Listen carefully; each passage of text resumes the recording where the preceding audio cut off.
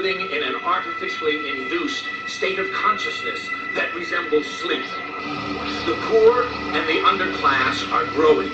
Racial justice and human rights are non-existent. We have been lulled into a trance.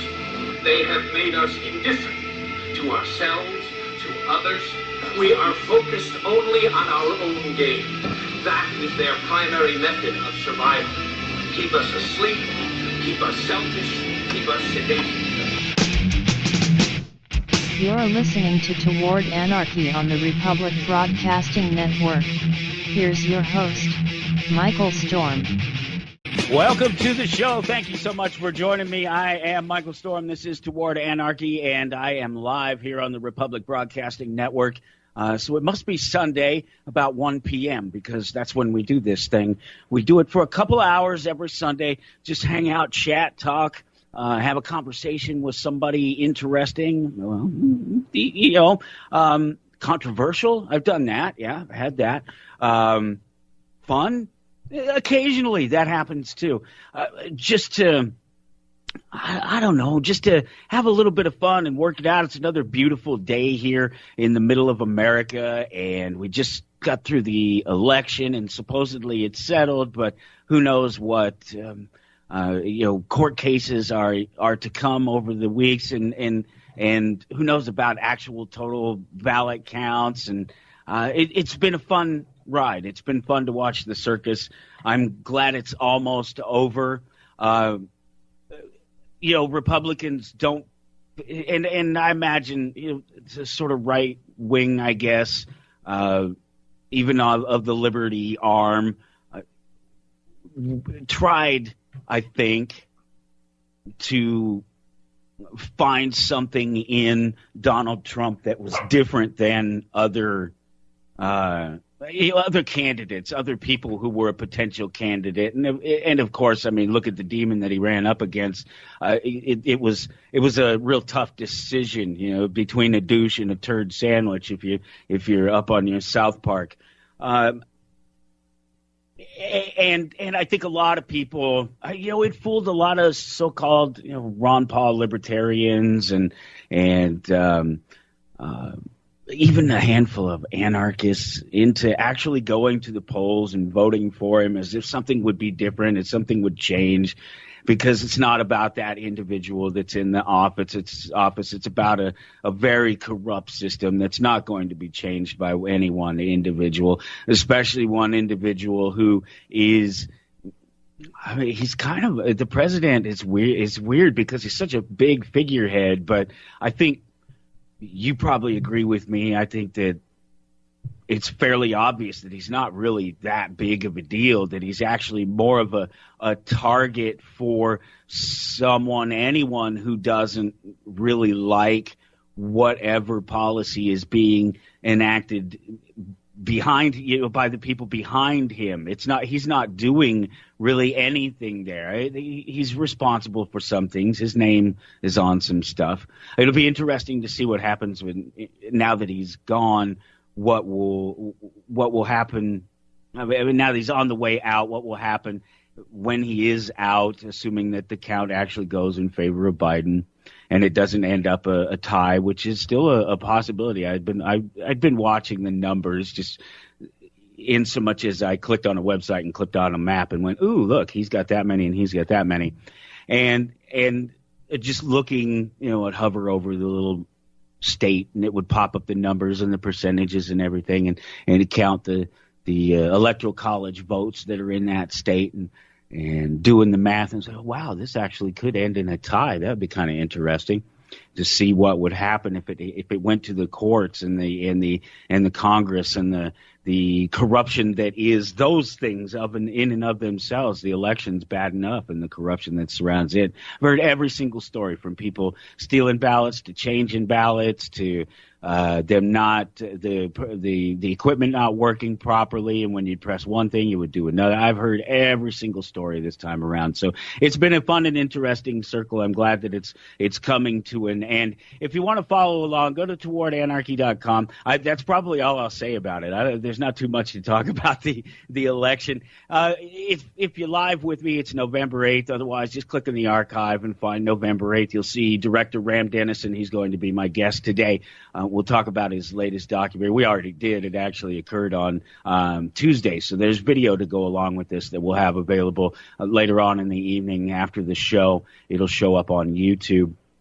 Again, just towardanarchy.com. I've made it real easy to share this. This is something I came across here in the last week as I was just wandering around looking for more buttons, making it easier, just that simple one-click thing for people to share the information on it, because I need you to do that after looking at the numbers the last month and how many thousands of people came to the website, and realizing that none of those people are coming there from searching, even though I have the search cornered, but there's nobody searching for Toward Anarchy. Nobody, that's not a popular phrase in pop culture. I'm trying to make it one, I guess, but at this point, it's not. And so it's the likes, the shares, the follows, the subscribes. Those are the things that are key to what's happening right now. And so I was looking this week for another method of adding some more function, making it a little easier to make that share happen. And so now there's no excuse. There's a big button. I'd already done a couple of these in the last weeks, but it was separate pieces of code that I was putting in from different places. And I just happened to be browsing and saw this on somebody else's page and looked. And this is the beauty of the internet. This is how I learned how to code. This is how I learned how to build a website. This is how I learned how to do all of this stuff, to do the SEO, the search engine optimization, SEO, to do all this stuff just by brute force breaking into it and looking at what people's pages are made of, the code behind them, all that. That's how I learned how to do this. I just open up a page and go, ooh, that's neat. How do you do that? Pull up the code, look at the code. Oh, that's pretty cool. Or I'd see a function within a website. Oh, it flips images it just does it by itself. Or when you mouse over it, okay, that's cool. Type it in, look it up. And that's how I learned how to do this stuff. And so just following that same vein, I found this button. If you're at towardanarchy.com, if you're just on the front page, or if you're on from now on, there won't be in the past, but from November 8th, 2020 on, I could go back and add it to all of them, because I could create a spot for it, and I may eventually do that, but it's not in there right now. It wouldn't be too hard to do. I could add another inclusion in the page. If you're looking at the page, just for some geek stuff, it's like 4 pages. It's not one page. You see one page, but it's actually 4 separate pages that I create to make that page look the way it does. But these buttons were really cool, because it had the Facebook and it had the Twitter, but it also had an email. So it'll pull up your default email client if you click on that, and it'll just add the link to it and put the title. Depending on your email client, I imagine, and how it functions, you'll put the title in the subject and everything. You can just click send to whoever you want to send it to. But then there was also this share button, and it had all the stuff, Reddit and TikTok and TripAdvisor and Tumblr and just all these places I'd never even heard of. And so all these corners where everybody is scattering off to. I talk about this all the time. Everybody's factionalizing off into these little groups all over the internet and for their entertainment and for their social media. And these guys, this Share This company, they have done this. They've made a little function to add all of these buttons to your website, and it's just a little snippet of code. It's free, and I don't mind at all talking about the share this thing, the function of it. This is really, really cool the way it worked out. But if you're at towardanarchy.com, look for November 8th, and you'll see, as always, I've shared plenty of stuff. Ram Denison will be my guest. There's a link there to follow him on Facebook, and Money Machine on Facebook, and a link to iTunes where you can watch the movie Money Machine. I watched it just before I talked to Ram, and it's great. It's really wonderfully well done. It's no bones, leave nothing to question. We talk about it. I just talk about we're geeks, and we end up talking about movie making and stuff like that for about half of it. So, but there's plenty to talk about. And if you're wondering what the conversation is about, if you don't know Ram Denison, if you don't know Money Machine, if you don't know what happened in Vegas on October 1st of 2017, there was a man who stuck a bunch of guns out the window at the Mandalay Bay and shot and killed 58 people, wounded many others, killed 58 people. And there's a lot of conspiracy about it. There's a lot of questions about it. And there's corruption, and there's powerful corruption and corporate and political influence. And it's all in this movie. And it's an amazing movie. And Ram has received great acclaim for it, even though that it's been released during COVID. He's finally, I guess he's coming back from where I guess he's in Utah showing Money Machine. It's amazing. It's awesome. He's just done really well. And like I said, we geek out about some movies and talk about sort of movie making and COVID and things like that for a little bit. But then we dive into Stephen Paddock and the 58 people that he killed and how he was able to do that. It really answers those conspiracy questions. And if you watched what happened in Vegas, that's specifically a look at LVMPD, the Las Vegas Metro Police Department, and the corruption that's there. It's one of the most, of course it is. Of course it's one of the most politically corrupt places in the world because it's one of the richest, sort of square whatever meters, miles of space on the face of the planet. So of course there's a lot of political corruption, and not to harp on the notion or anything, even though I do, and just in case you don't actually go and watch the movie, I recommend that you do. It's good. It answers the questions. It's smart. And plus you'll be turned on to Ram Denison and his movie making and the things that he'll do in the future. It answers the questions it's honest, and there's a lot of conspiracy and things about it. There always is in events like this. There's always questions about gun grabbing and things like that from the liberal left, and there's just it's so much money. There's just so much. Yeah, that's absolutely right. There's so much cash money, and the point that is made over and over again, at least by me.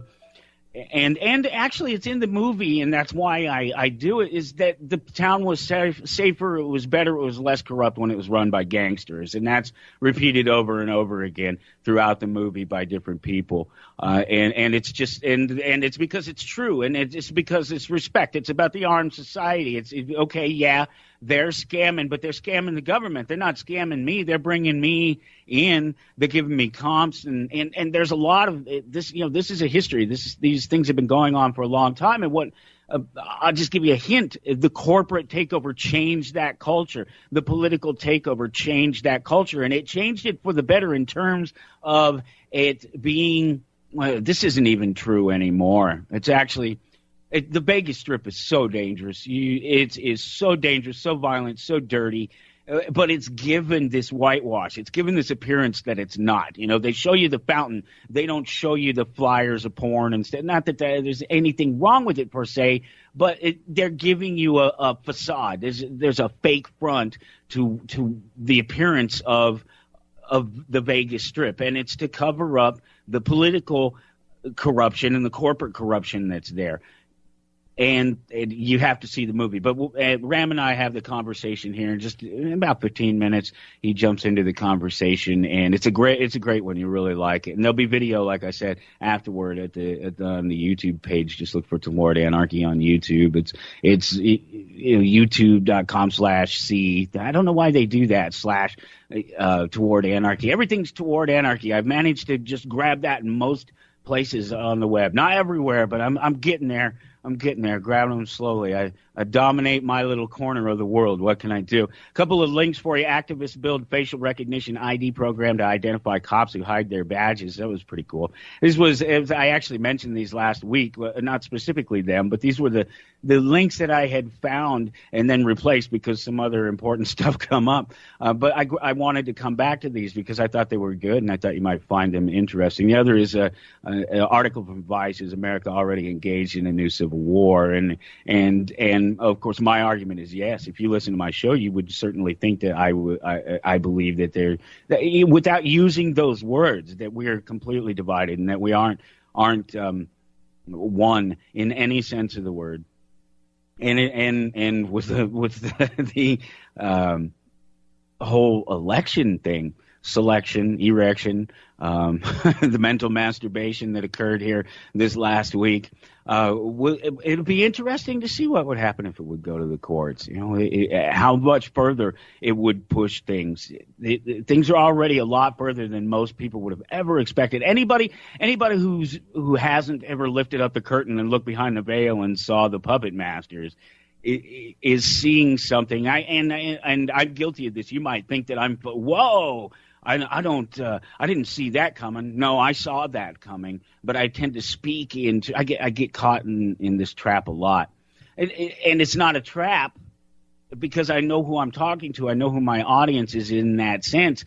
I'm speaking to people in terms that they understand. I'm speaking to them in a language they understand, hopefully, generally speaking. And in this case, it's statism. In this case, it's in terms of the laws of the state and in terms of what ideally America should be. How about there's the whole or the get out of America crowd, when I talk about anarchy and I talk about it being our reality and that every second we make these uncounted and impossibly uncountable decisions to voluntarily interact with the world around us, the people around us, to change the people in the world around us without sort of a single thought or consideration for that opinion of authority. And it's so much so that I say statistically that authority doesn't exist, that we do so many other things without it, that statistically it doesn't even exist. But then you talk about, you have a voice, you say things like, I make a joke, vote harder. I have a decent following on social media as this identity, vote harder, this page, vote harder, because I heard that tune, that phrase years ago pop up, and I immediately jumped on it and grabbed it on a couple places in social media, and I own the domain name.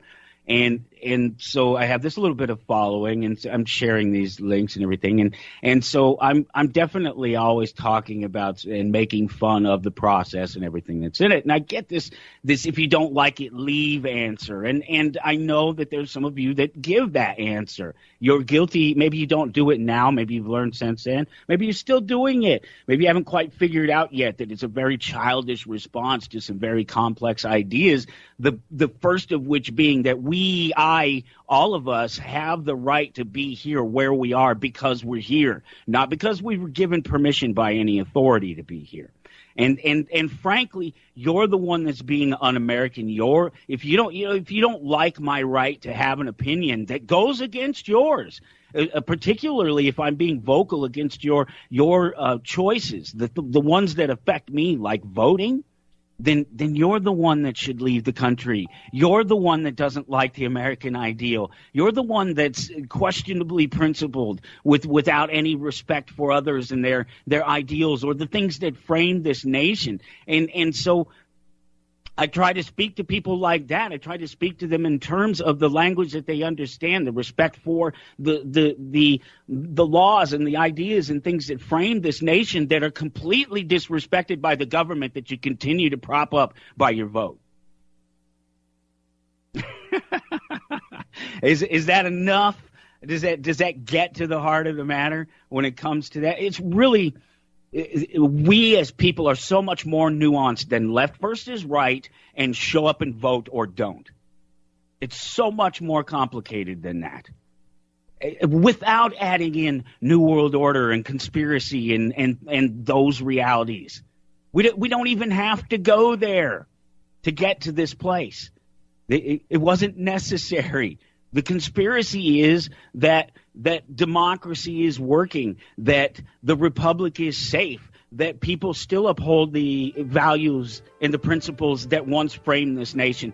Ram Denison is my guest. He's coming up in just about 5 minutes. We'll come back and I'll tell you about the cigar problem that continues. Because we did things a little bit differently, it threw me off, so I wasn't prepared And I was going to tell you about the cigar saga. If you listen to the show at all, and then you know that I smoke cheap cigars, and I sit here, I drink ice cold iced coffee, and I smoke cheap cigars. And just a couple of weeks ago, I'd run into this thing where I went into the store to buy my favorite flavor, and they'd gone up in price, and I had this weird encounter with the lady behind the counter that arguing with me over the price and what they were. And so that was when I started to notice some things were changing. But then right at the same time, I noticed that they're disappearing off the shelf. And then here just recently in another store, I went to pick up something like, you guys have nothing anymore. And the girl behind the counter said the factory is shut down. That I guess it's over COVID, that the factory is shut down, and it's I don't know if they're coming back or not. It's a Swisher factory, believe it or not. And I don't know if it's all of them or if it's just I didn't go look. I assumed that because of the fact that she orders them and that her distributor and whoever she buys them from has relayed the message ultimately, and that there's some truth to it. I just don't know the detail. So I was on the hunt for new cigars. So the good news is, out of it all, even though they closed down the factory, I found some others that are pretty tasty. It's an affectation. They're just I used to be a smoker, and now I just puff on these things. I don't inhale them or anything, but I just kind of, they're almost like an adult lollipop in that sense. I'm just kind of kissing on it. You wouldn't want to take a puff after me. I'm looking all over things. It's all French vanilla or chocolate or honey or something like that. So I found a new flavor, which is unfortunate because I was actually of a mind. I was like, I don't need a thing. I don't need a thing. And I have enough things, the coffee, the cigar, all these things that rely on, like, I don't roll my own cigars. I'm not Cuban. I'm not even, what was it in Seinfeld? What did they use? They weren't Cubans. They were, I can't remember. It's not coming to me. Kramer was trying to roll some cigars at one point. I don't know. I should have gone and looked it up to see if they're really good, because it's Swisher. Everybody knows Swisher, and it surprises me. But then again, it doesn't, because as I said to the girl behind the counter, I said, well, when the government comes around and does something like it did with COVID, where it shuts everything down and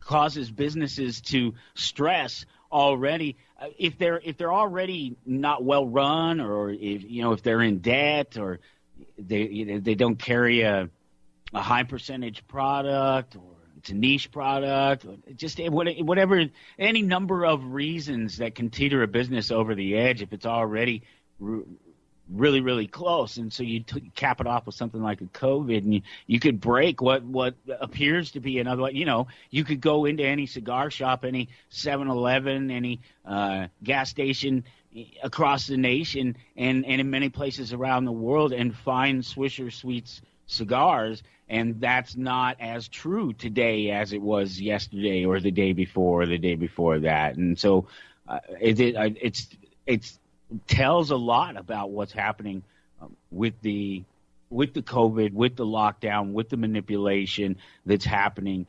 It screwed up the economy. It's made it really, really bad. And now that's one of the things that we have to face with this new election cycle, presumably over, and this new president in charge of things. He's talked about national mandatory mask mandate, and in Florida, in New York, and many other places, legislature, people like that in political places are talking about mandatory vaccination before you'll be allowed to have jobs or benefits or attend school. All these things that we've told people like myself, there's so many, I can give a list of names, have been talking about for so long that they would do. The problem with participating in the system and letting it take more and more control of one thing over another. And we've reached a breaking point, I think, at this. I'm I'm worried for the nation in that respect because I don't see this recovering. I don't know where it goes from here. People have taken the authoritarian pill in this sense. The masks are prevalent.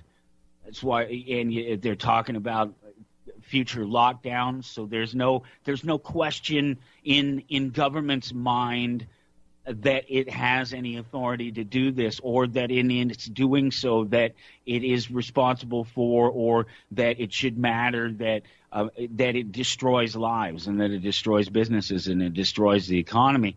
In fact, many people would argue that that's exactly what they're trying to do, right? It makes sense. I started to say this earlier about don't be disheartened, my right-wing friends, because with the left-wing socialist president, so much more tea will be created to be thrown into the bay, I guess.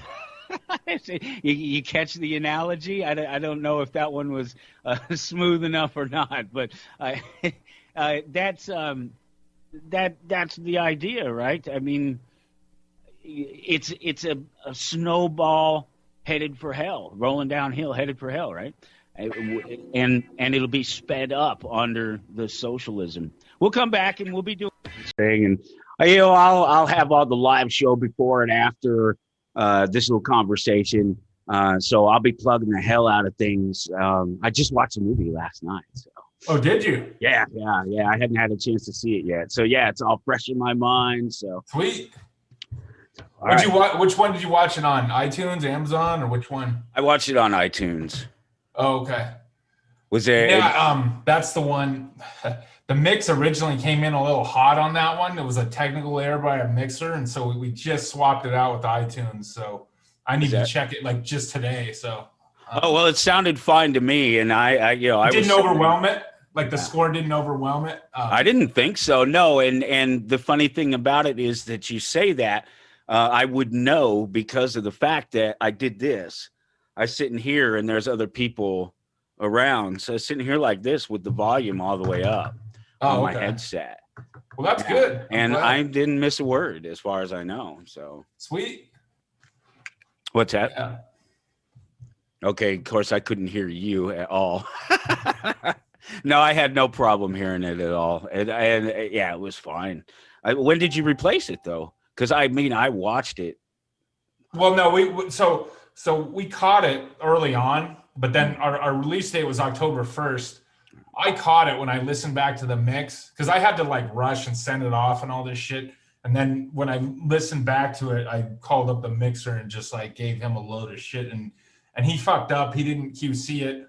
And what happened is like the music like doubled up, like it laid down like, in other words, like, like if you want to make a voice sound thicker, you just lay in like multiple tracks over it, even though it's the same voice, and it makes it like, it raises the volume and makes it thicker each time.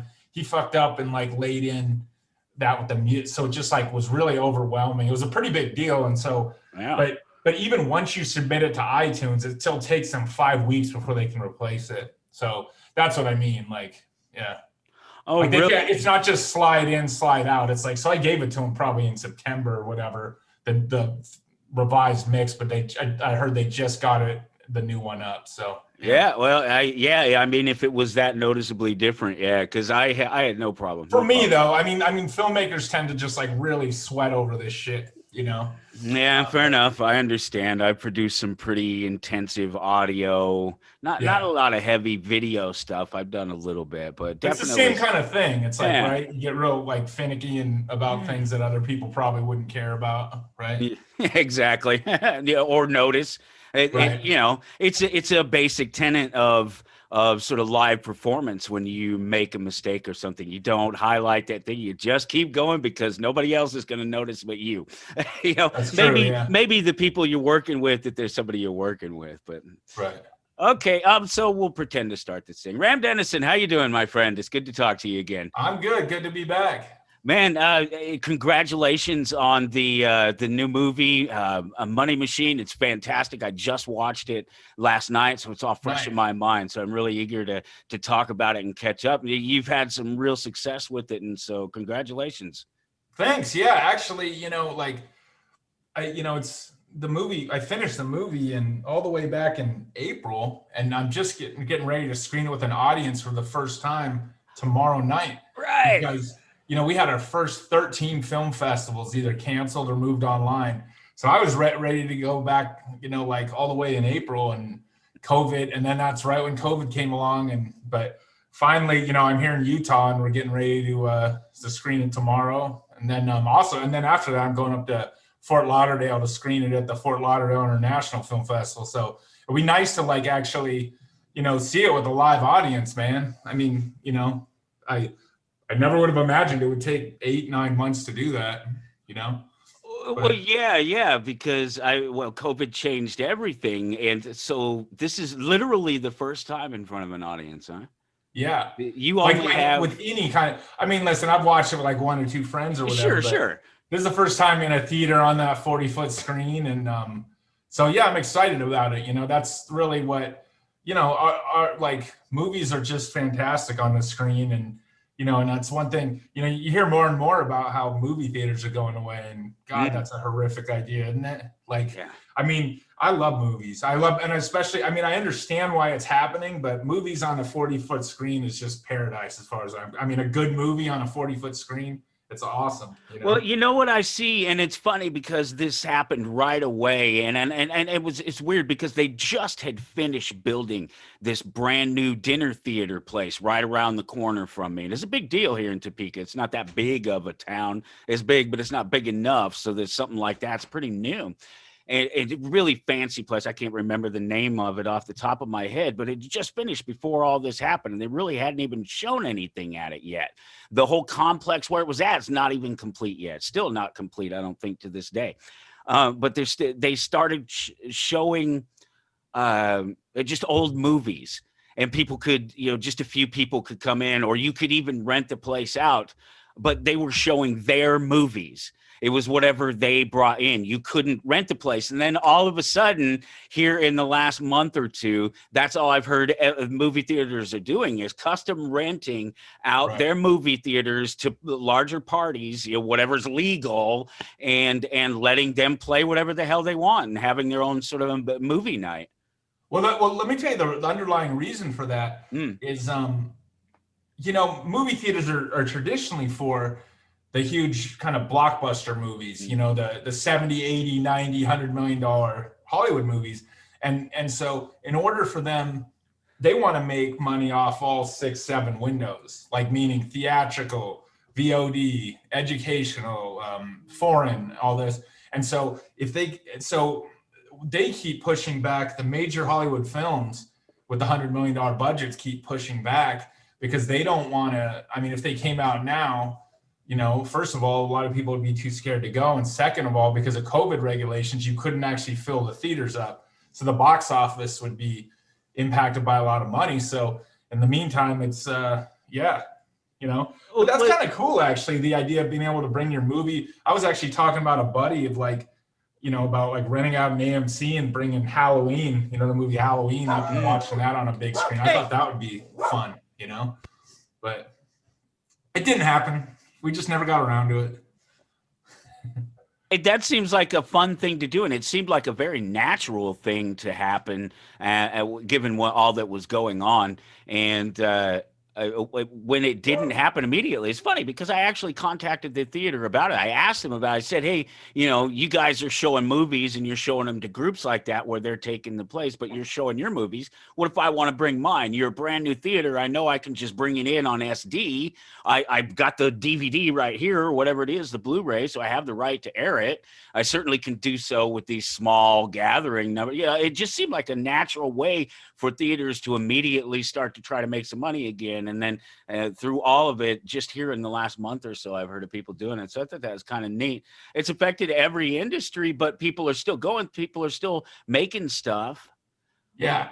Yeah, no, it does impact production, though, quite a bit, honestly, because, because I also work in television. In addition to making documentaries, I also edit TV shows and stuff. And I can tell you that no organization wants to look irresponsible to COVID.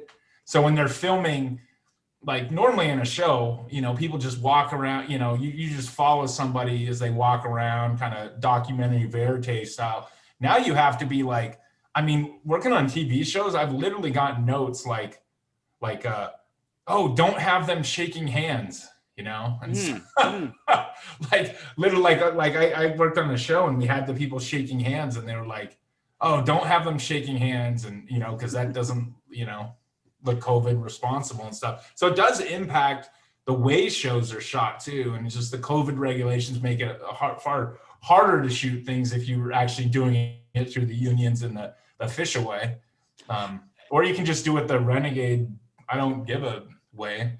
That seems like the way that I think I would go myself. But it's been interesting watching some of the pros handle it and some of them not handle it. I was just noting, I don't watch any regular TV at all. It just doesn't happen. And we just happened to set up a studio for my wife. She's a teacher and they had to do some teaching from home. And so she had to have her own space, like I have my own space for my broadcast. And so we had to set her up a TV, and we just happened to have one of the HD, you know, old antenna, and plugged it in there. And so we've had a little bit of extra TV in that space. And I caught Seth Meyers, the Saturday Night Live guy. He does some late night show, apparently. I didn't know. But I watched him there without an audience. Being somebody who doesn't have an audience, has never had one for, you know, upwards of 30 years of broadcasting, I've never really had any kind of audience in what I do, watched him stumble and just sort of giggle and fumble his way through all these months later trying to make an episode. And I noticed it with Bill Maher immediately, right early on, and I caught one of his episodes, and I was like, "Wow, man! It's like you guys have never worked without an audience before, have you? You don't know how to take a laugh without somebody actually laughing back at you." Yeah, that's interesting because I mean, you know, those guys are real pro. I mean, they're pretty slick, you know, like especially like Bill Maher. It's, you know, you'd think they'd, I guess, you know, gosh, 35 years in comedy clubs or whatever it is. Yeah, or I mean, not, he's been well beyond that for many years, but I'm just saying, I guess, yeah, I guess it's, you're kind of throwing somebody in an environment that's foreign to them. It can be rough. Yeah. Yeah, TV has definitely been an interesting thing. TV and movies harder, of course, because you can't really tell. You can just kind of watch the sort of releases and the things that happen. But the TV has been very interesting to watch, in the development and the way that it's changed, and the way they have digital audiences and stuff like that. And one of the things that I was thinking that you know, that is limited to people all across the nation, around the world, it always has been, is like being a member of the audience, like officially being somebody let in to sit there and watch one of those shows. You have to go to those tapes. You're a Hollywood guy. You know what it's like to have to stand in line to get tickets and maybe go in, and maybe you don't, or you know, everybody gets an opportunity now, I think, is what'll happen. You know, people from all over the world can participate in some of the things that they never could have before. So it's some interesting things to look forward to. I mean, I think by a lot of that, I think has kind of gone away. You know, the talk shows still do it, but like, if you think about like the ah ha ha ha audiences were kind of a thing of like sitcoms, you know, like people going in and actually pretending like Full House was funny, or you know, like, but you know, sitcoms are not kind of, if you think of how many of them there were in the 80s and 90s, and like how few there are now, you know, but yeah. Well, yeah, the whole of our industry, as it is, the whole of this producing a show or something for somebody has changed just in these last few months. But it's been changing for years and years as it drifts more and more towards digital. It's been really cool to see, and it's given people like yourself, myself, many other people the chance to create really amazing pieces of work, like Money Machine. We should talk about it a little bit. Oh yeah. I guess we should kind of talk about you got that. this. I've just been kind of like going on about AMC and this and that. And that's what's going on. Yeah, we can talk about the movie. That's why we're here, right? Oh, you know, I watched it last night. It was great. It was really good. I thought it was really good. I think I thought one of the things that I noticed about some documentaries is that they could try to be sort of maybe a little too artsy and sort of go back and forth. And I was like, bam, you just started the thing right off, and it was just a linear roller coaster ride the whole time to get right to the point Thanks. at the end of it. No, I really appreciated the way it was put together. It was really good work, and so Thank you. I appreciate that. Yeah. Yeah. You know, I like straightforward storytelling. You know, I mean, I admire a lot of really straightforward. You know, sometimes I think populists are really underrated. Like, you know, there's a lot of really great filmmakers, authors who are just really just straight and to the point, and sometimes I think that's the most interesting and best storytelling, you know, even though it's often not as appreciated as the artsy black and white avant-garde film that screened at Cannes Film Festival, you know. They're all amazing, and you know, we're just talking about the 90s. We know that is sort of the decade of that sort of idea of filmmaking that you're talking right there. The Kevin Smiths and who's the guy that created Slacker? Richard Linklater. Yeah, Linklater. Paul Thomas Anderson with Boogie Nights. I mean, great film. Yeah.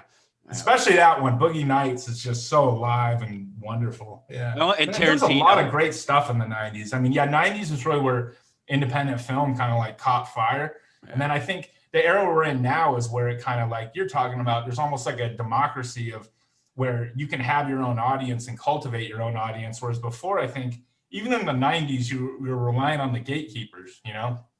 Like even Kevin Smith, he made that, you know, Clerks for like $30,000 in New Jersey or whatever. And it was actually a convenience store clerk working there at the time, but he still needed Miramax to get it out there and get it on the screens and stuff. And, you know, that's with a lot of independent films, that whole process has changed quite a bit. The distributors aren't quite as big as or as important as they used to be. Yeah, part of that's because DVD dropped out, you know, because remember, independent films used to make a lot of money from DVD. You know, Blockbuster would buy 50,000 copies of Reservoir Dogs or whatever. So that was why independent film was so healthy in the 90s. And also but then what happened is about 2008, like people just stopped buying DVDs. And so a lot of the revenue produced by independent films got smaller. And so a lot of distributors went out of business with that old model because it was all kind of contingent on DVD sales, you know? It's been a fun and interesting thing to watch all along the development, and then to see so many more people get a chance at it, like yourself, to be able to create something and to be able to create something that's actually impactful. Your first movie, What Happened in Vegas, is just sort of a precursor to this one. Just another fantastic piece of work, but some unanswered questions by the end of it that really led to this work, Money Machine. Yeah, thanks. Yeah, you know, at the end, we ended What Happened in Vegas with the October 1 shooting, basically. And so we kind of picked up the story from there. And quite frankly, I got a lot of heat for how kind of like quick and not in depth the 1 October section was at the end of that. People said, "Oh, I love the movie, but the 1 October stuff was a little rushed." And I said, "Well, yeah, because it happened and the thing was due. We had to get it to the distributor really fast to get it out, get it up on iTunes and all that stuff. And so we were very rushed because, you know, it happened October 1st and the movie was on those platforms by, I think, December 1st. So, and there's many weeks before you have to deliver to them well in advance, and then you do the QC so I got a lot of crap for that. And I just kind of said, well, hold on. I got another one coming, and I'll do a more thorough job on the next one. And so that was kind of what Money Machine was trying to be more thorough. Oh, you certainly did a good job. I don't think you missed a beat in it, really. I mean, seriously. I guess that means that you're in for it again, because at the end of I don't want to give anything away necessarily, but at the end of this one, you kind of do the same thing, coming into reality by the time you get to the end of it. We're caught up to, you know, sort of here and today, and well, what's going on now? And the COVID thing in Vegas, we kind of towards the end we had the whole thing with the mayor who offered up the citizens of Las Vegas for a COVID control group. At least she spoke for herself on that. Miss Money only cares about cash. Yeah. cash. Just a great way to sort of cap off the whole point of Money Machine itself. I mean, the whole point of it is the sort of the corporate and political influence over the police and over it's just everything that goes on in the street, and really that corporate influence being limited to a pretty limited number of people, in fact. Right. Yeah, it's exactly what Money Machine's about. It's about like when money rules a town, and kind of it's about how, you know, the victims and of the deadliest mass shooting in U.S. history were just kind of swept aside because they had to be, because the registers had to ring again. And the sad part of this is that a lot of these people are really suffering today. A lot of, you know, I have numerous friends, and some of whom even appeared in the movie, who are survivors of this, and you know, they all feel like nobody really cared. You know, the MGM paid lip service to caring and had their PR flags with their press releases pretending like they're caring, but they didn't really care. And I think a lot of the survivors saw through that. And I certainly saw through it. I mean, it's pretty evident when MGM sues the victims of a mass shooting. I mean, you're sending a not terribly subtle message there when you do things like that. So, yeah, that was part of the project was, this movie was really more about like greed than it was the LVMPD. I think it's more about the town of Vegas than it is. Whereas the first movie was almost exclusively about the LVMPD. This was really more about Vegas and and how basically the corporations are worse than the mob. Say it, yes, say it. As an anarchist, I was so glad when they said that in there, because that sort of kind of really accentuates that idea that we can control ourselves. We don't need this anointed sort of third party gang that's given itself special privileges and legal privilege to do things to the rest of us that we couldn't otherwise do. So yeah, I like that. Well, yeah, no, if you think about it, yeah, it's like, for a long time, Vegas really was kind of the United States of Las Vegas. Like it was almost apart from the U.S. Like, the reason the mob had such an influence in it was because it was an open city, meaning no one crime family controlled Vegas for a while. And so it was, but the interesting thing about Vegas is that it ran itself, and it ran pretty fine by itself. With the mob, I mean, people will tell you when the mob ran the place, they had a blast. I mean, the food was cheap. The mob was always very welcoming. That's not to say that these guys are angels. That's not to say that people didn't end up in a hole in the desert. I mean, that happened too. But by and large, people will tell you that Vegas was never more safe than when the mob ran it, because they were skimming money is what they were really doing. The casinos were a front to skim money that they didn't pay taxes on, and then they were sending that money back to like Cleveland and places like that where the mob boss families operated without paying taxes on it. So that was the main thing. And because it was so lucrative, they didn't want to do anything that drew the feds' attention. And so crime, they didn't like street crimes, robbery, that kind of stuff wasn't really allowed in Vegas, because they knew the feds would come snooping around if you did that.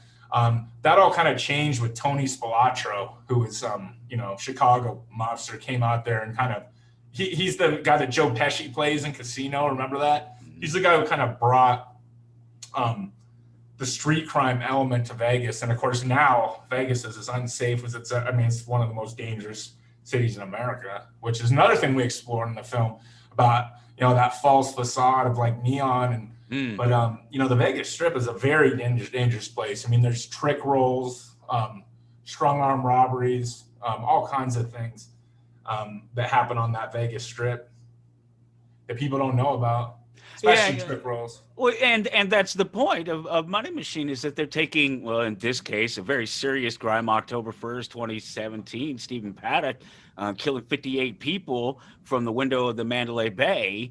I mean, and just sort of trying and succeeding really well for at least long enough to get some people elected, grease a few people, steal 10, 20, 30, depending on where a lot of money. I mean millions and millions of dollars, because I don't know about all the money they're talking about in the sort of Vegas Strong hashtag and the things like that were supposed to generate money specifically to give to the victims, and for the longest time, none of that money ever appeared. And then I never actually heard anybody say that all sort of 12 million of it or whatever actually was ever distributed.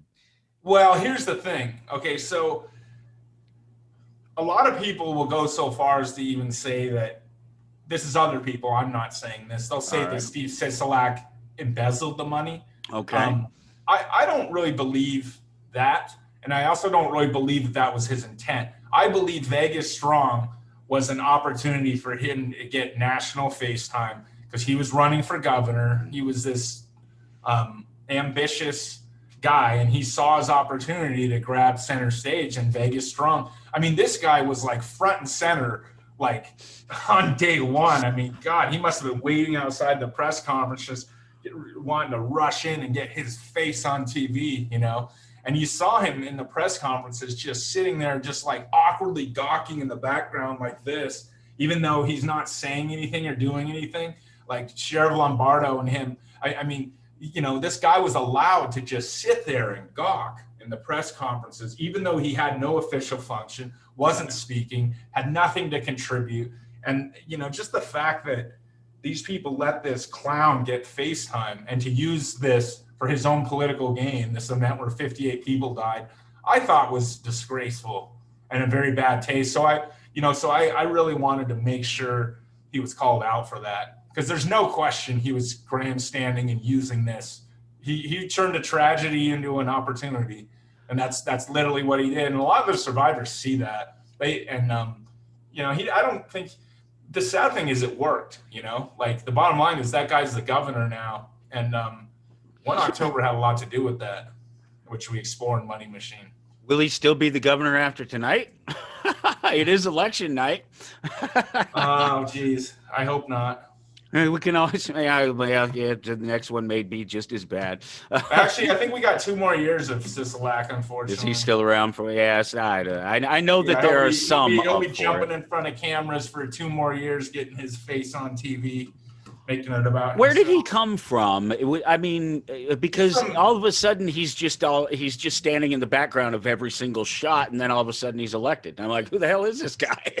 Well, Steve Sisolak was a county commissioner, which is a pretty lowly position, you know. Like there's probably never really been a press conference in any of these shooting tragedies where the county commissioner was actually in one of them. But that's also because, you know, there's very few police departments that are as corrupt or greedy as the LVMPD. And so, you know, I think Sheriff Joe Lombardo said, oh, yeah, sure, Steve. Yeah, you know what? You can use this as an opportunity to campaign and grandstand, and I'll do the same. And we'll get our FaceTime, and we're running for office. And so let's milk this, baby, you know? And so he let him do that. Lombardo let him. And, but yeah, it's really fun to just like watch those press conferences and ask yourself, like, and it's not just Sisolak. You see other politicians just standing there, you know? Gosh, you know, politicians in general are very hard people to like, in my opinion. I mean, maybe some people, but I just find that they're trite, they're greedy, they spout platitudes, they're unoriginal. There's just very little to like about politicians in general. And there's very few that I dislike more than Steve Sisolak. And so well, when you see, it's bad enough when they're playing their partisan politics and screwing the people over and overtaxing them, taxing them at all, depending on who you ask.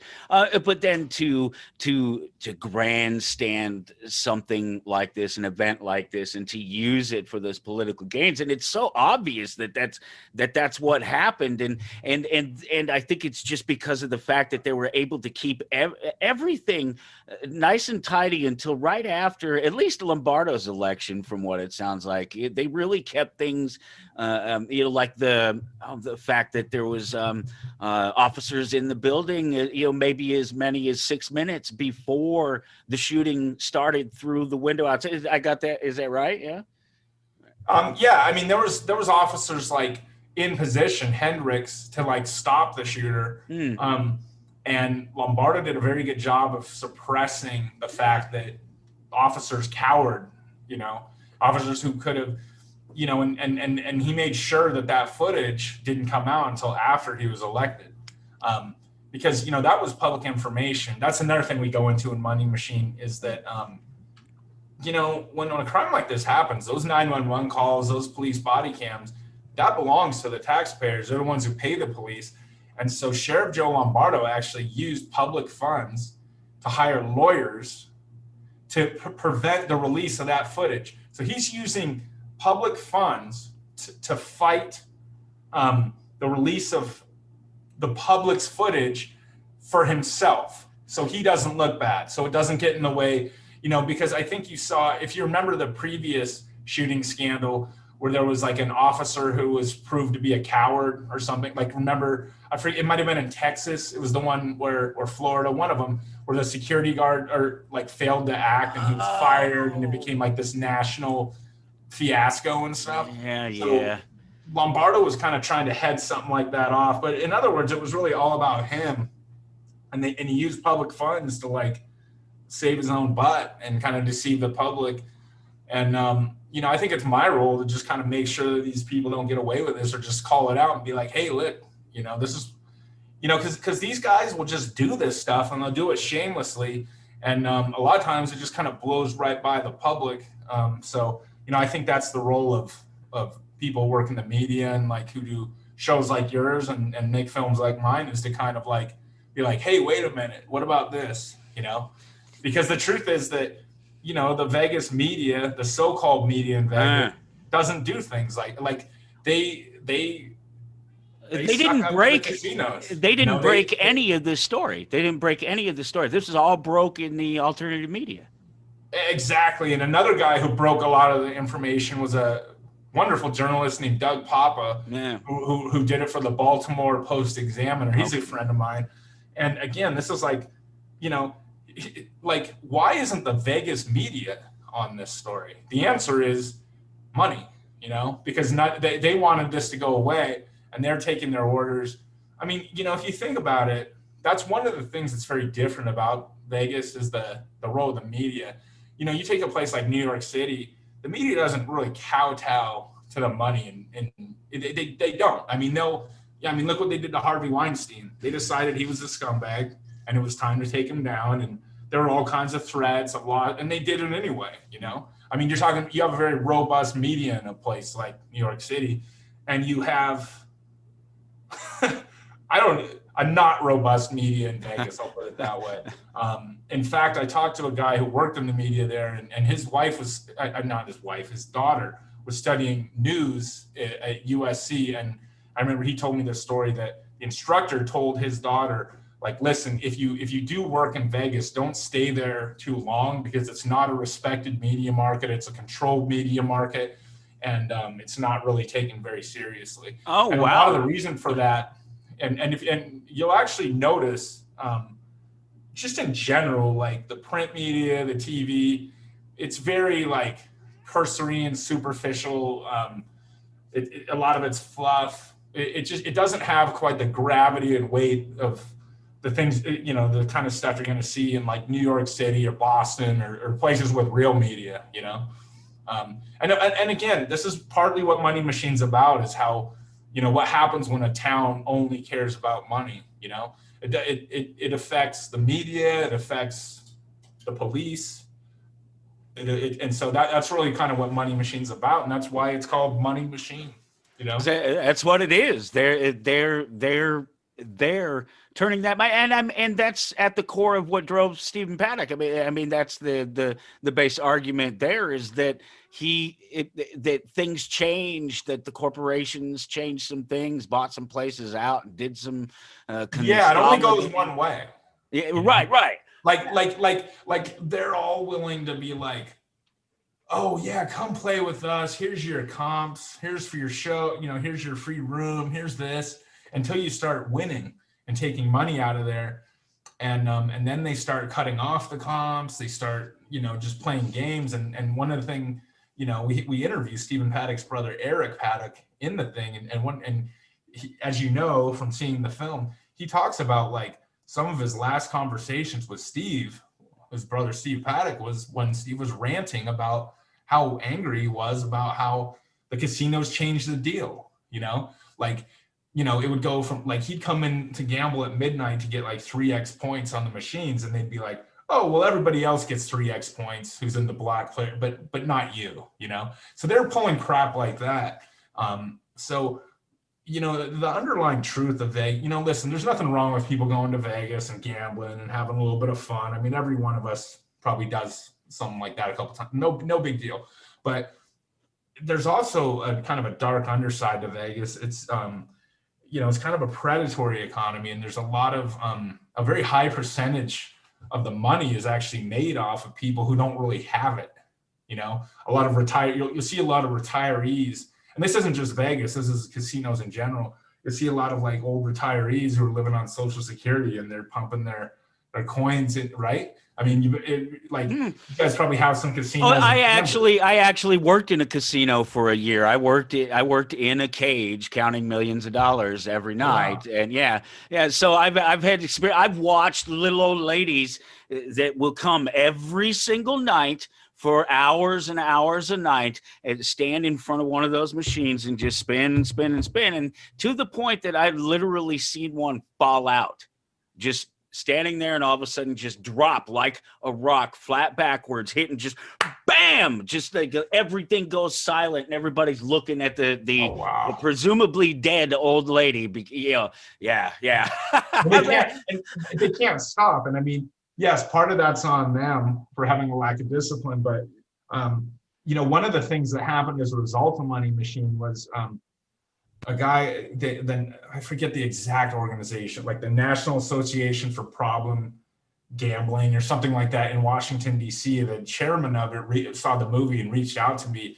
And he's a really good guy. And he was talking to me. His whole thing is to like stop state-funded casinos, because his whole idea is that why are we paying, like, why is the state paying for something that's fundamentally exploitive? I mean, stop and look around a casino and ask yourself, how are they paying that $50,000 light bill every month, or hundreds of thousands in Vegas? And it's because all those winners lose, and so it's one thing for the state to sanction like things that we need, and the state to pave roads and et cetera, but why are you like using state funds to build casinos that take people's money and create problem gamblers? And it just, and so, as I talked to him about that, I was kind of like, yeah, good point.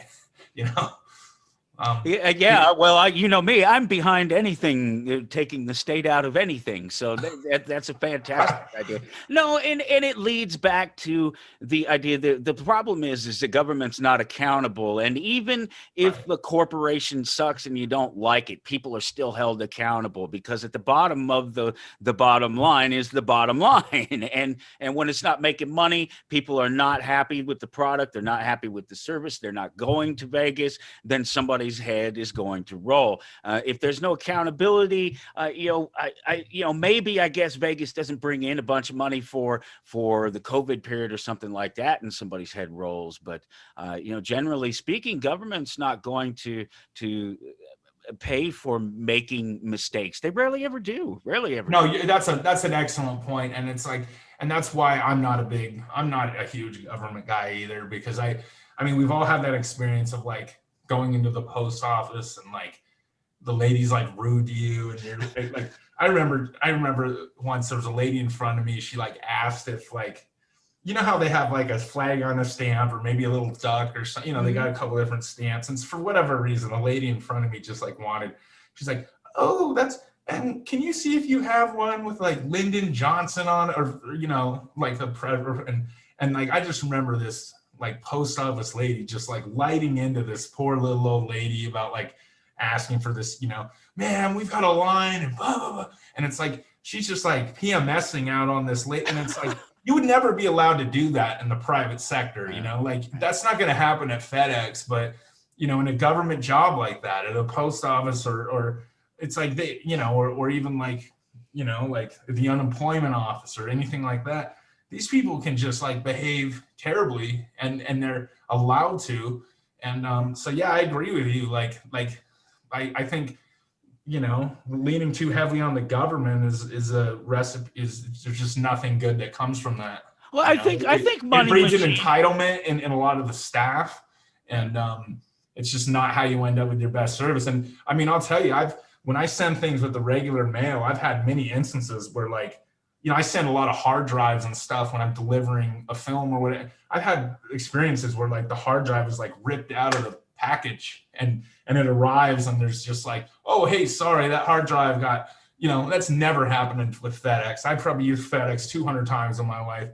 I can't recall a package ever being late. I can't recall it not getting there. I can't recall a box being ripped open. So I think FedEx versus the Postal Service is a good analogy of like private sector versus government, and why government is ineffective. Yeah. Well, and I think Money Machine does it too, and I really like the fact that was pointed out just so obviously by more than one person throughout the film that the mob? The whole mob thing, about things just being just that much better when the mob was there, because they kind of just kept people honest. As criminal, as dishonest as they weren't ripping anybody off except the government.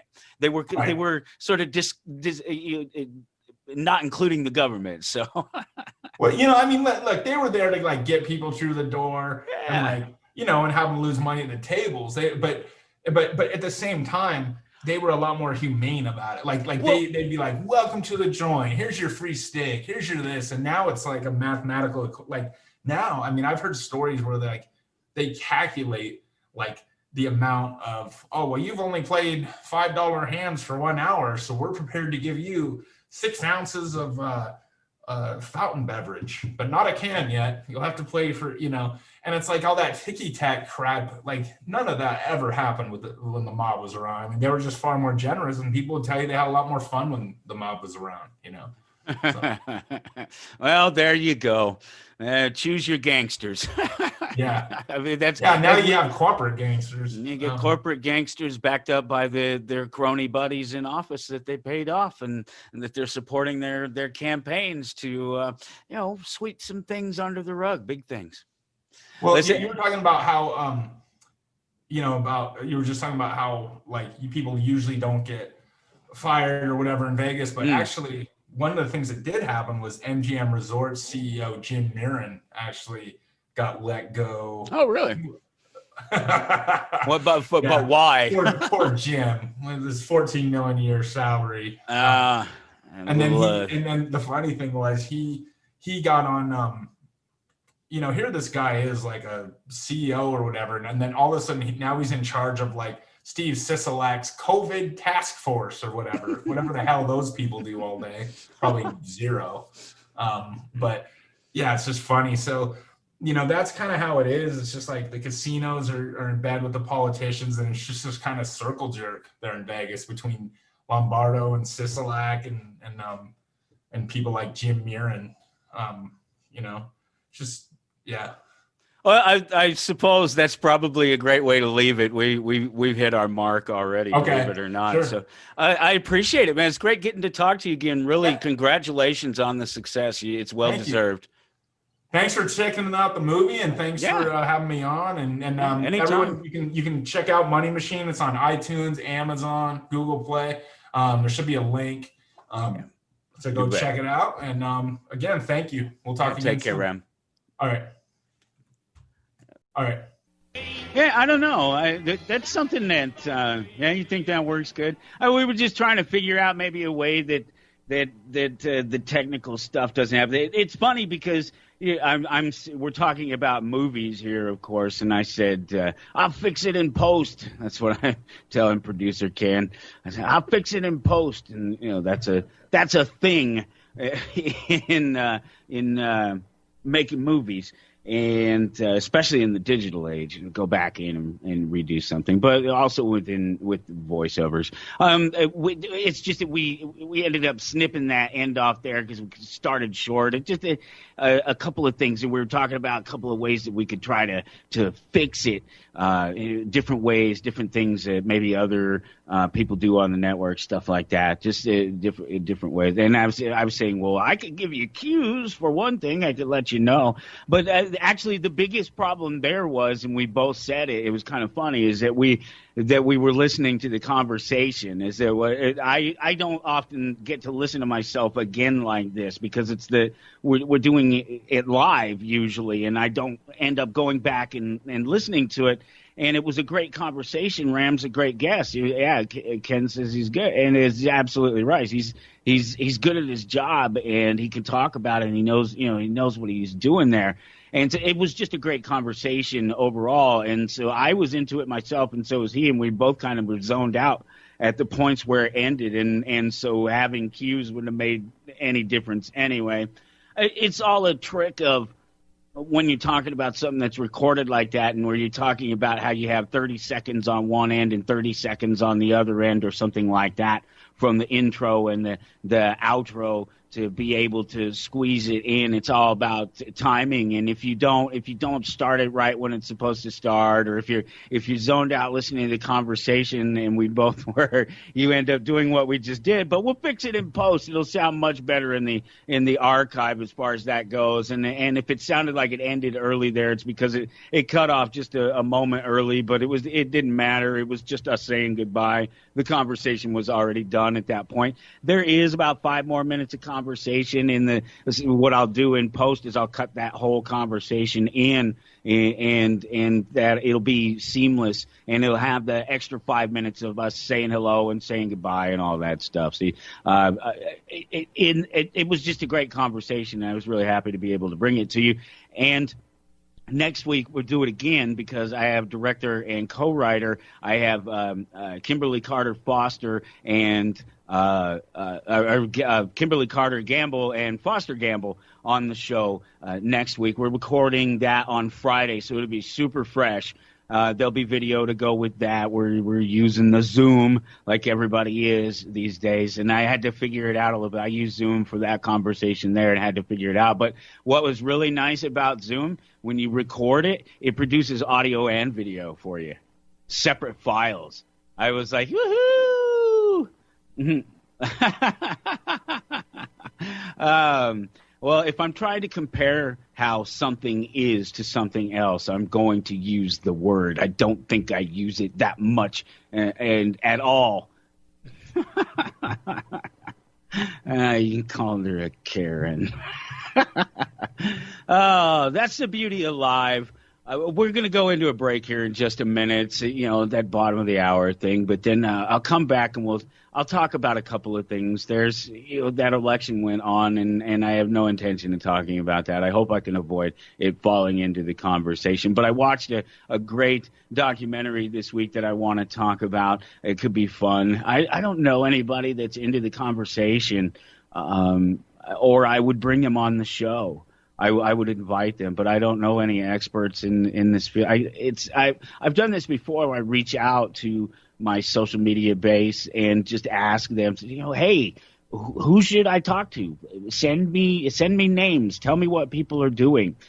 Let me know, and I'll get them. I'll just talk to them. I want to talk to interesting people. I would talk to somebody about this documentary that I saw, and about the topic of it, if I knew somebody that was into it. But I probably know more than most of the people that I will try to talk to in this case, which is sad because I don't know anything about it. It's called Unacknowledged. It's an expose of the greatest secret in human history, and it's talking about UFOs. And I don't know if I've said this to you before, but I want to believe. Okay, right? I want to believe, like the man said, like the poster says, like the show says. It makes sense. It makes mathematic sense. It makes sense that there's people, alien stuff, things out there in the universe, just what they are and how close they've been. Well, That's what Unacknowledged talked about. We'll talk about that and a bunch more when we get back here on Toward Anarchy. You are tuned in to the Republic Broadcasting Network. Visit our website by going to republicbroadcasting.org. Simple math. I like to keep it simple. I'm a simple man. I admit it. Just do some math, though. Okay? So here's the math. If you're not listening, if you're not watching, then how do you know what I'm saying? I love them. I love them all. The lovers, the haters, they're all there. It's fun. It's so much fun. TowardAnarchy.com, November 8th is what you're looking for. Ram Denison was my guest, and like I said, I'll fix it in post. It won't be a single bit of problem at all. It's a matter of doing a live show. It's a matter of being here and doing this thing with no shackles, no bounds, nobody tells me what to say or what to do. The way I present the show is the way I present the show, with the help of producer Ken there, trying to figure out exactly what I mean by the files and stuff that I send him. When he has a whole network worth of stuff to worry about other than just my show. It's one of the things that actually kind of missing from it. It's kind of a bummer. In doing radio all these years, and this has that radio appearance to it, that radio feel to it, because it's live, and the fact that there are commercial breaks in between it, and it's not just that turn on the microphone, start talking, turn off the microphone, and then there's nothing there. There's more programming, and I don't, when I worked in radio, when I worked in terrestrial radio, that's on the planet, the flat planet. I knew all the people. I even worked in large corporations where there were multiple entities, business entities within the building, multiple news entities or entertainment industries of something. If think I'd say the word like too much, I don't think so. I've got a bag full of ums that I would like to drop somewhere sometime and not pick up again, Karen. But I knew everybody. I knew even the people that worked in the other industries and in the other buildings and the other places and the other hosts of the other shows and the people who came in to do advertising and things like that. And because I'm close, relatively, I imagine closer than some people are that are on the network, I'm still a long way away from where the heart of the network is and being intimately involved in that sense. And it's unfortunate because I would really like to do that. I would like to be involved with Republic Broadcasting more. I would like to. I don't know on what capacity, but I'd like to help out. There's always stuff to do. I know Ken's a busy guy, and I know that there's plenty of things going on. There's production to do. There are commercials to record. There's spots to sell. There's space, the time to sell. There's any myriad of things that need to be done in running something as big as a network like that. I played around with it for a little bit, not long after I left Republic Broadcasting Network years ago.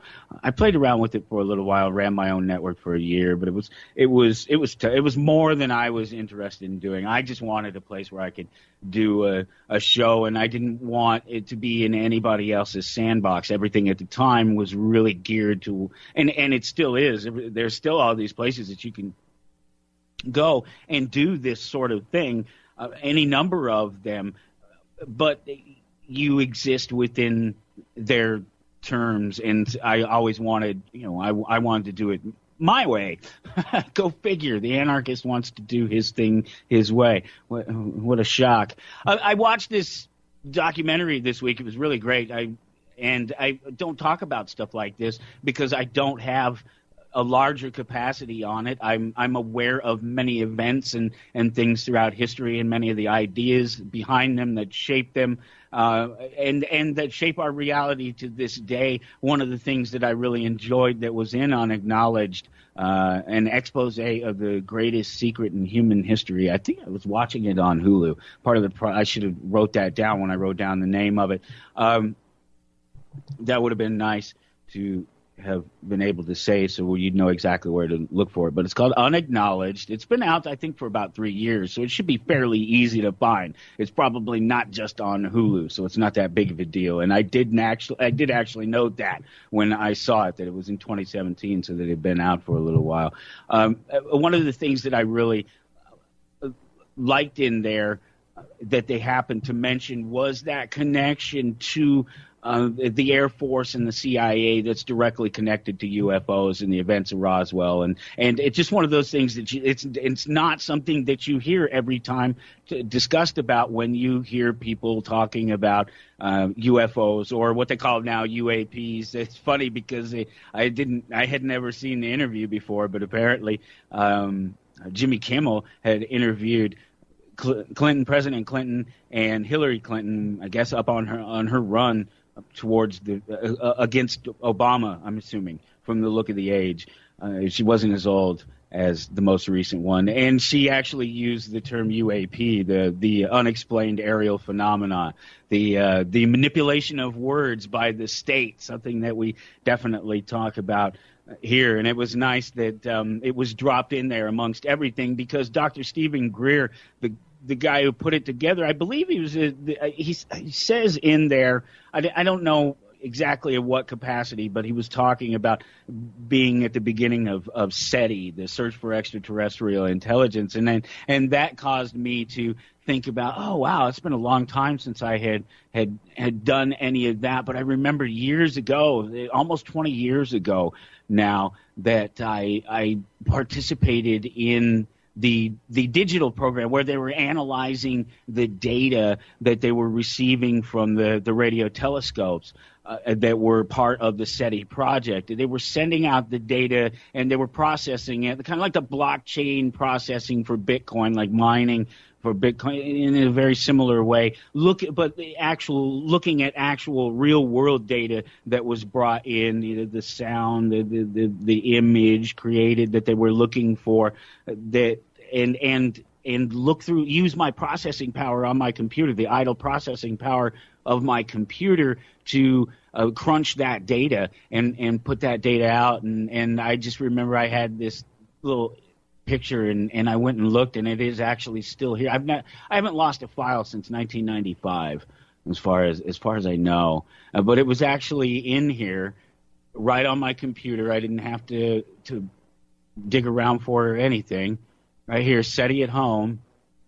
The computer would actually present it. There it goes. Search for Extraterrestrial Intelligence. This certifies that you've completed 100 work units for SETI at home. But that's David P. Anderson that's on there, the project director. But this is in 2001, and Stephen Greer would have started the project before that. And of course, SETI at home was a separate thing. It was just analyzing the data. He was involved in setting up the actual project, which was them pointing the radio telescopes from around the world at this guy and listening and looking for data out there to see if there's anything for. And they ended the project, I think, just last year. In fact, it made it almost 20 years. I remember seeing just a short article about the fact that it was coming to an end. Maybe it was a little bit longer than that now, but it was just a little bit ago that they had just come to the end of it. And I thought that was neat. And he's an interesting character in the movie. They talk about false flags, and they talk about psychological warfare, and they talk about Project Blue Book, and they talk about all of these things that are real world, because I've seen other. There was one Above Top Secret. I told you about that one. I'd seen it. It's one from not too long ago, last few years, kind of thing. Really well produced and just nicely done, good quality work that keeps you interested in it. And in that one, they're talking about the Nazi space submarines. And I'm sorry if I'm talking about things that you don't know about, and I'm sure that there are plenty of people who do. But if I can, meet one of these individuals or something like that, or find somebody who is really well versed on the topic and get them into my inner circle, as it were, I would be happy to bring them on to discuss in depth some of these things more. But I offer for you, my analysis of, or at least my presentation of the fact that they exist, these other documentaries. But in that above Top Secret, I think is what it was called, and in that one, they talk about the direct pipeline to the base on the moon, that being one of the places where a lot of these children go missing. The Nazi submarine ships, that's a thing. If you look in a lot of pop culture and art and stuff like that, especially in the anime, there's submarines floating around in space, whereas we think Americans tend to think of sort of Star Wars starfighters and things like that, whereas it's much more likely to be bulk cruisers, heavy weight things that carry lots of people, and then you smaller individual ships maybe for scouting and things like that, and I just picture in that sense of the larger vehicles and the moving more people than just one guy out in a fighter. That's what I'm talking about. To be able to actually move people through space, not just because what are you going to do? You're going to launch one rocket at a time, right? Carrying 5 guys. And then maybe one vehicle that they can assemble or something like that they play. No, we're talking about much more advanced things where you're talking about taking entire, sort of luxury liner type size vehicles into space full of, people and equipment to survive in space. Some people believe that there are. The Battlestar Galactica thing is going on up there, where there's battles in space. Again, these are things that I know about these subjects. I know of them, and I understand where they come from and the reasons why. I talked to somebody years ago. It was probably here, I guess. I'll have to look through the archive and see if maybe I can find that. I remember who it was off the top of my head, but they were an expert in the sort of inner Earth stuff, and that's kind of fun because that stuff is all tied together. Nazi secret bases where they build the large submarine-shaped cruisers for space and stuff like that inside the hollow Earth, and how is the Earth flat if it's hollow? So there. I just won the argument, right? I just won the internet. Somebody give me some ups, some props, a little bit of cheers here. I really enjoy talking about some of these things, but unfortunately what happens is that I'll have that conversation be buttressed up against licensing liberty, and no state shall convert a liberty into a license and charge a fee. Murdoch versus Pennsylvania, 319 U.S. 105. If the state converts a right, liberty, into a privilege, the citizen can ignore the license and fee and engage in the right to liberty with impunity. Shuttlesworth v. City of Birmingham, Alabama, 373 U.S. 262. And then start talking about aliens. You get the message gets a little bit muddled and a little bit mixed. It's one of the things I always hated about people who made arguments about the likes of an Alex Jones or something like that. They always try, anytime that we would have, somebody like myself would have an interest in something like the supernatural and want to have a conversation about that, immediately it discredits anything else that we talk about, but on face value. And that's unfortunate. It's truly unfortunate those things happen. It's unfortunate to watch this semi-downfall of Alex Jones. Not that he's hurting for listeners or anything, but his life is considerably different after some of the life choices that he's made and some of the ways that he's chosen to present himself. And people hate him for it, and I don't. I'm an Alex Jones fan. I don't listen to the show anymore. I haven't for a very long time. And our anarchists will be upset with me. And I say, well, they used to listen to him, and they can't believe he backed Bush. And what the hell are you talking about? He's been a statist all his life. He's never ever once embraced the ideology of anarchism or voluntarism or barely even libertarianism for that matter. He's had Ron Paul on the show sometimes, things like that, but he's never really embraced those ideas. He doesn't talk about Austrian economics with anyone. He doesn't get into some of these talks of theory. He does news cycle. He talks about the news and what's popular in politics, and he rants and raves about the things that he sees as injustice in the world. And I completely, absolutely understand feeling the need to want to do that at times. But it's been interesting to watch, and it was funny because they pulled his episode. He was on Joe Rogan here again, and Rogan, of course, had signed the Spotify deal.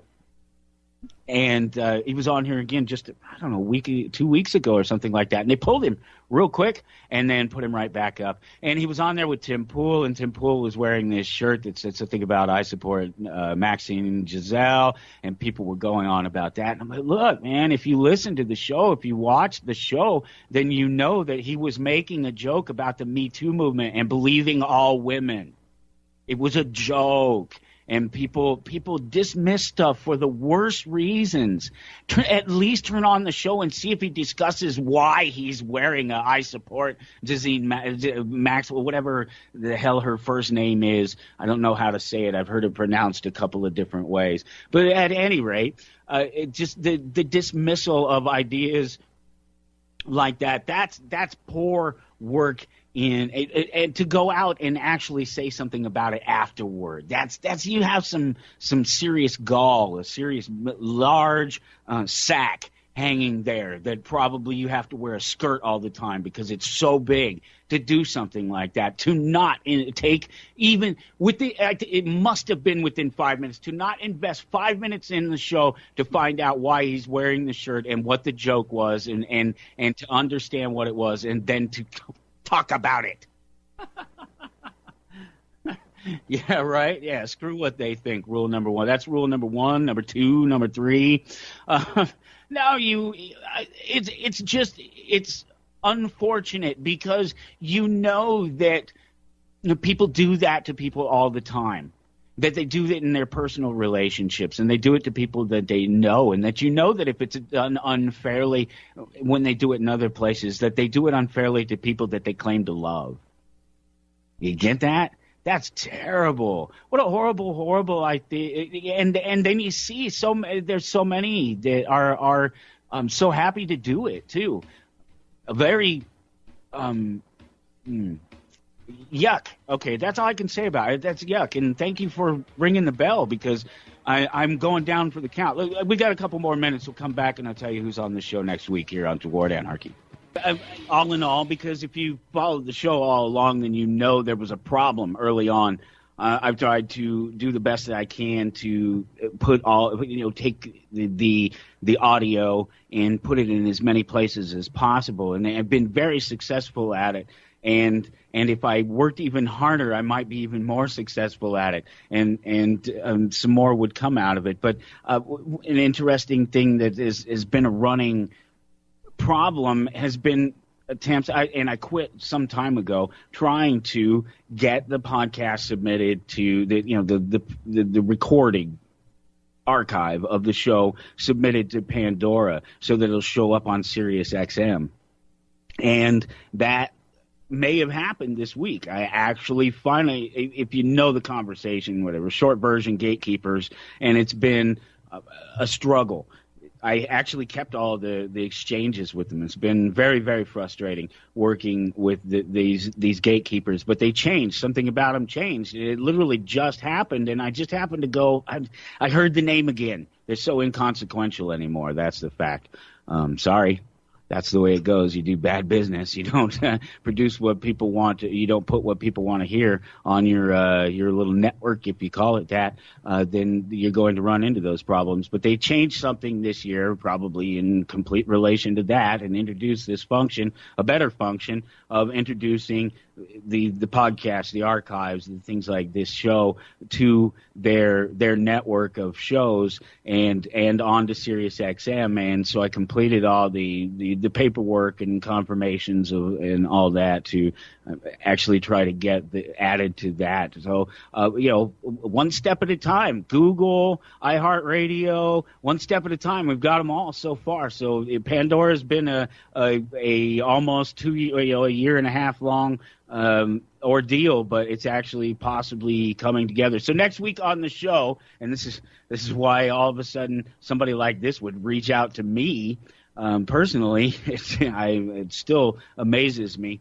that Kimberly Carter, Gamble, and Foster Gamble would have their people reach out to me about being on the show, and they will be here next week. I actually don't know. When we first talked, it was, would you like to have either or? And I said both, and so I believe it's both of them.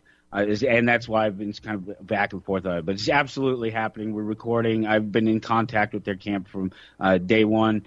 And we've reconfirmed and confirmed, and I have the Zoom meeting set up, and it's all set to record, and it will be there next week. I'm really looking forward to it. I watched Thrive again. Go watch it. It's on YouTube. It's free. Go watch Thrive. Look for Thrive Movement.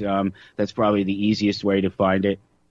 And watch it. It was as good as I remember it being, and so I'm looking forward to watching it this week. It costs $10 to watch it. I'm going to go ahead. You can only watch it on their website, so I'm going to go ahead and rent it and watch it this week. And I hope it's as good as the original, because they come back this time specifically to provide solutions. So Kimberly Carter, Gamble, and Foster Gamble next week right here on Toward Anarchy. Thank you so much for listening. Take care.